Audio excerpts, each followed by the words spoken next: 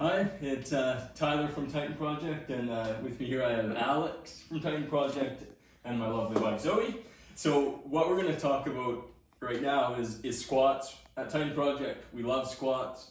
Alex is probably the squat queen. We're going to talk about the importance of squats as a large compound movement, meaning that it involves a lot of major muscle groups working together.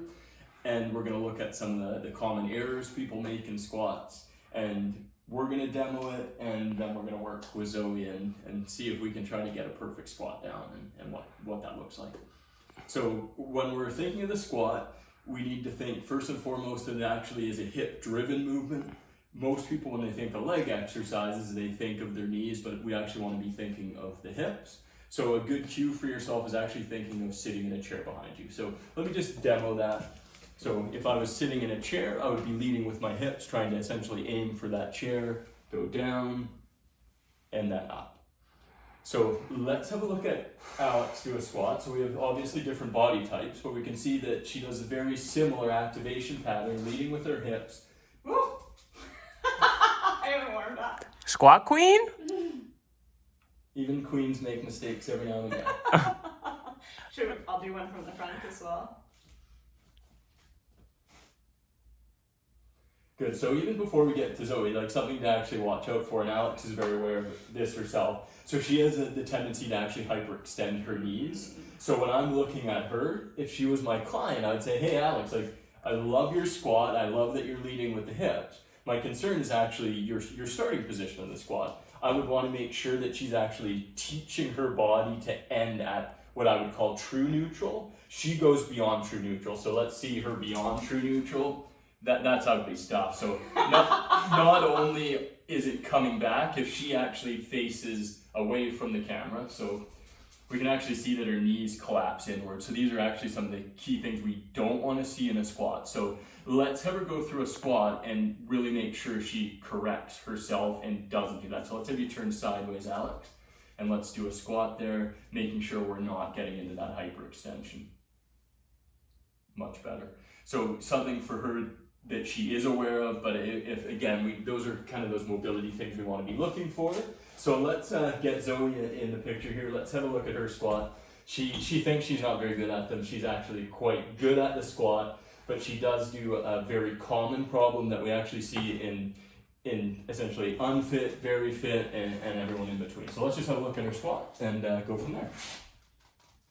So really deep squat, which is great in a lot of ways. When I see that kind of mobility, I'm excited. I'm like, hey, this is a person that uses a squat functionally in life.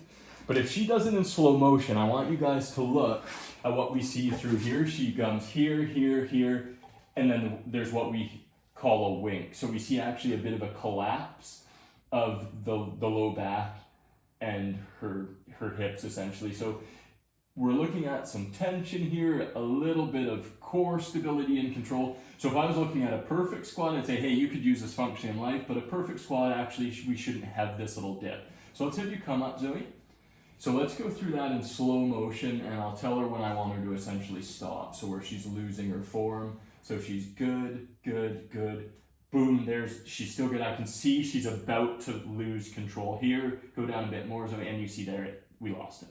So for her, we want to come up that little bit more. We would actually train from this position. I would cue her here to be chest up. There, she's a bit stronger in that position. It's challenging for her because she's not used to it. And then come up from there, Zoe. Beautiful. So that's something we want to watch for. So hip positioning, we want to make sure we're leading with the hips. All the squats we demonstrated, we're leading with the hips, which is great. The other thing we want to be very mindful of is knee positioning. So I'm going to show you a really bad squat in terms of the knees. So just watch my knees on this one. So I'm going to squat down.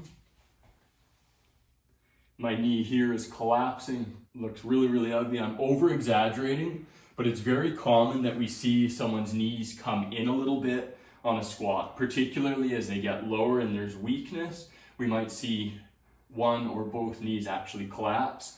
What we want to be cueing here is actually engaging to keep the knees out. So again, this is hips. We're pushing our knees out, and that should be our start. Push out, keeping the knees out throughout, and then up. Okay? So let's have Zoe demonstrate that. And why doesn't Alex work with Zoe on this one, just on our knee positioning? Yeah, just do a squat. Yep.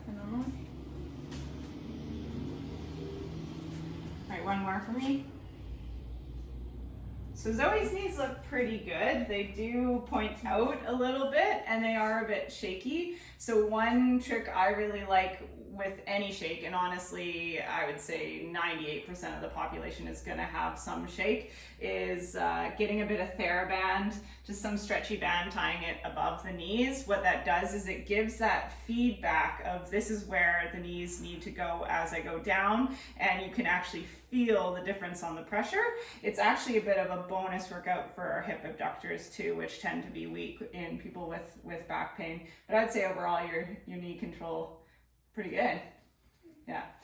So the final thing to address with squats, which is a question we often hear as physiotherapists, is people are wondering about their foot position and how much the toes should or shouldn't be pointed out. And there is some mixed messaging if you look it up. Some people will just swear by, hey, the toes should be straight. Other people are like, no, it should be out about 15 degrees.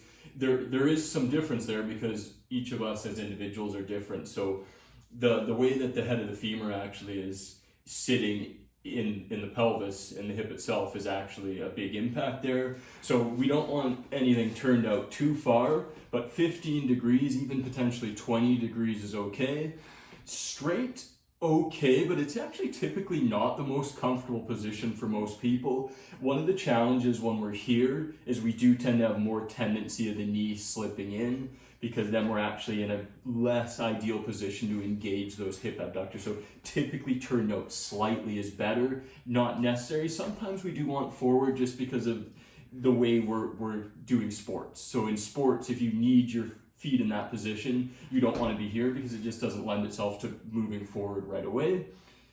Lastly, with squats, with someone like Zoe, who is a fitter individual, her knee control was pretty good. What we would do in a situation like that, we're like, hey, you know what?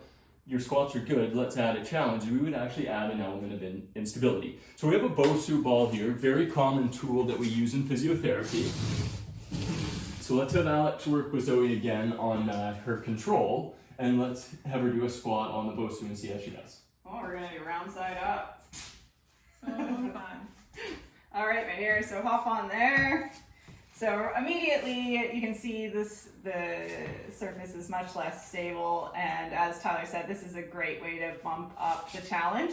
I really like getting people on the Bosu, depending on their career, or if they are an athlete, like working on turf or anything like that, you're going to have a certain element of instability. People who work on boats for a living, all that kind of stuff, great to get them on something like a Bosu. So go for a squat. Okay. Woo! Nice. So her knees actually stayed pretty solid the whole time. We saw compensation further up the chain, but I would actually say overall looked pretty good. Can you do one more for me, nice and slow?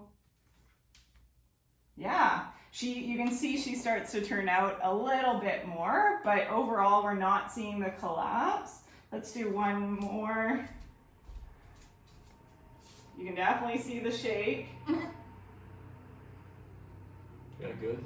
Yeah, killing it. So that was quite good, and the shape there is actually really good in terms of challenge. So if we're looking to challenge someone and actually look to that next level of training to get a training effect, we could obviously do something simple like add weights, but if we're looking at the stability muscle control element, she shakes a little bit here, so we know actually she is getting a training effect.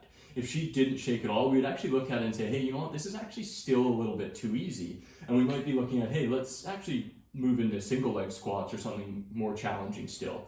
Again, once we're getting into these stages, we're looking at very individualized type treatment planning, but just to get you thinking about how we can progress and continue to use squats, because again, it is a big foundational movement of how we as humans move in our day-to-day. It's unavoidable. We use it when we sit down in chairs, and people often don't think of something like a squat being related to something like low back pain, but commonly people with low back pain are really challenged in some of those basic daily movements. And part of that is because when we squat, we don't actually keep ourselves upright. We are actually bending forward. So our back extensors are actually a big part of how we're performing the squat. If we're getting pain bending forward, we tend to avoid squatting in the right way, and we tend to do things like this, and we're really not moving in a smooth, fluid way that is really functional in our daily life.